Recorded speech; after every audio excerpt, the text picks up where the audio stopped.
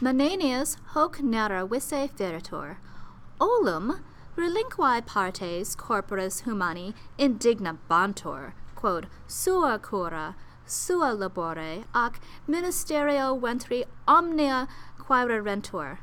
Venter in medio quietus datis voluptatibus frueretur. Coniura verent inde ne manus ad os cibum ferent, neve os datum cibum acciperet, neve dentes conficerent. Well, this is really interesting because the use of the verb pharaoh in the passive is strange here. Well, not strange, but it might be to you, because pharaoh means to carry, but Menenius is not carried anywhere, but it means that he is supposed, or it is agreed that Menenius is said to have done these. So feritur takes its own accusative infinitive construction. Menenius is said to have said this, because remember, he's talking to these striking plebs. So this is a story, he says, Olum upon a time, because that's how you start all little fairy tales or fables in Latin. Okay, there's your subject. Relinquae partes, noun adjective pair. Corporis humani is another noun adjective pair, and that's genitive, and it's of course talking about these parts, the parts of what? And those parts are doing this deponent verb. Indignor is to be irritated, and it's deponent, so it looks passive and acts active. Why are they irritated? Because we've got a quote clause here, because of all this stuff. And your quote clause has two verbs with it. They're irritated because of this thing, and they're irritated because of this thing, so it's going to end there. Verb 1 and verb 2. So before we get to those verbs, we've got a list of things all in the ablative case. Look, ablative 1, ablative 2, and ablative 3. Now notice here that the sua is referring back to these body parts, because with their care, suo labore ac ministerio, suo modifies both labore and ministerio. So we have a bunch of ablatives, but we still don't know exactly what's going on yet. Oh, and then we have the subject, omnia. And that makes sense that we have all these ablatives, because here's the passive verb. All things are being sought by those things, are required by those things. So what are we going to do with this word wentry? Watch out, this is a third declension noun, not second. And third declension, that means it's dative. So to or for the stomach. So all the things are being sought for the stomach because of or by means of the work of all the other parts of the body. Then we go back, let's see, venter, nominative. In medio, prepositional phrase, probably in the middle of the body. Notice quietus modifies venter. And then we have this ablative phrase here, datis voluptatibus, and that's ablative because fruor is one of the filthy 5 verbs. That means it takes an ablative object. So the stomach enjoys all these things. And the stomach is quietus because presumably it's just hanging out, not doing any of the caring, working, and effort. Okay, so that is the end of the quote clause. So now we're going back to another verb that is talking about what the other body parts are doing. Because over here, they were indignant, and now they did this. They conspired. And that, of course, is going to lead us to a bunch of subjunctive stuff. They kind of agreed, probably like an indirect command. They got each other to agree all of these things. This indirect command has a ne because they're going to agree not to do things rather than an ut. So we have a ne here. Let's see.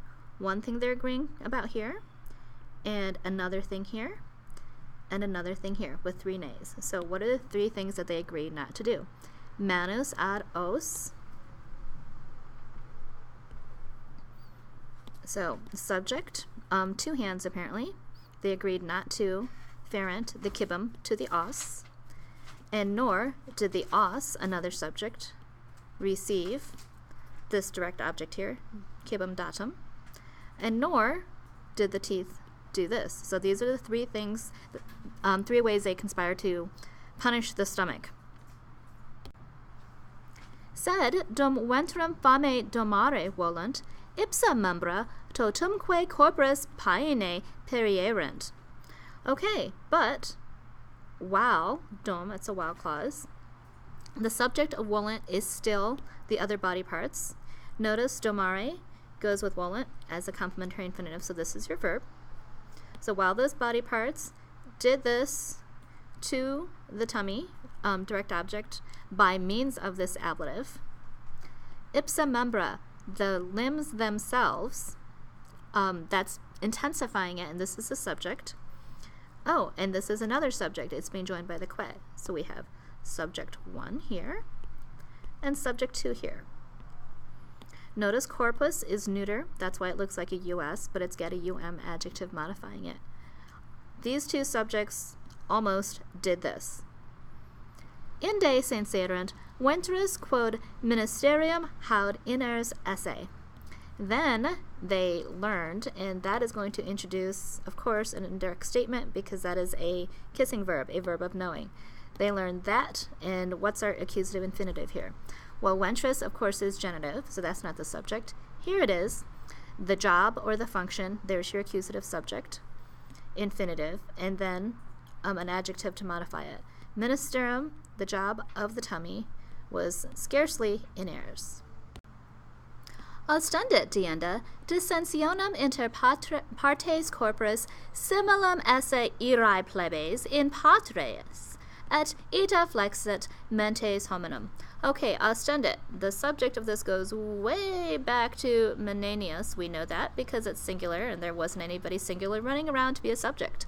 Then he showed, and I bet you he showed, an accusative infinitive construction. Yep. And it goes down to here.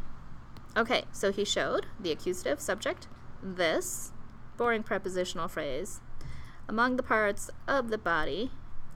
So he said the argument, the dissent, was similar. So the argument was similar, so accusative, there's your infinitive verb, similar to this dative. Whose anger? The anger of those guys towards, against the patres. And what else did Menenius do? Well, here's our second verb. So first he showed, and then he did this in this way, thus, ita. He flexed it, direct object, hominum, genitive plural, because you know your third declension endings.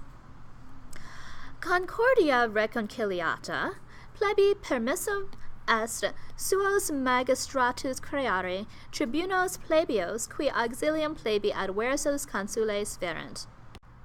Do I even have to point it out? I'm sure you recognize an ablative noun and an ablative participle, so you're going to translate it as with noun participle, with concord having been participled. Okay, the subject of permissum est is impersonal.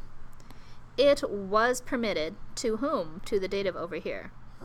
It was permitted, it was allowed to the plebs to do this accusative infinitive, to creare, to make, and then here is the direct object of that, suos magistratus, to make their own political office, and that political office is, of course, tribunos plebios. And then we have, it looks like a relative clause of purpose here, starting with qui. How do we know it's a relative clause of purpose? Because it's got the qui and a subjunctive verb. To the tribuno of the plebs, to, so we have qui instead of what, to do what? To bring direct object, indirect object, to bring help for those guys against these guys.